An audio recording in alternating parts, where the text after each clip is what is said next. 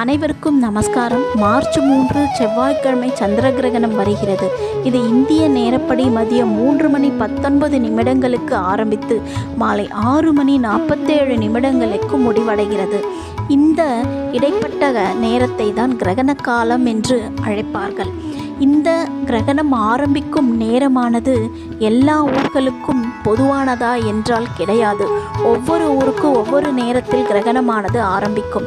அதாவது உங்கள் ஊரில் சந்திரன் எப்பொழுது உதயமாகிறாரோ அந்த நேரத்தில் இருந்து தான் கிரகண காலமானது ஆரம்பிக்கும். உதாரணமாக சென்னையில் மாலை 6:18 தான் சந்திரன் உதயமாகிறார். அப்போ கிரகண காலம் என்பது 6:18 ஆரம்பித்து 6:47 முடிவடைகிறது. இந்த நேரத்தை நீங்கள் தெரிந்து கொண்டு கிரகண காலத்தை நாம் அனுஷ்டிக்க வேண்டும். இந்த இடைப்பட்ட காலத்தில் சந்திர கிரகணத்தை வானில் பார்க்கலாம்.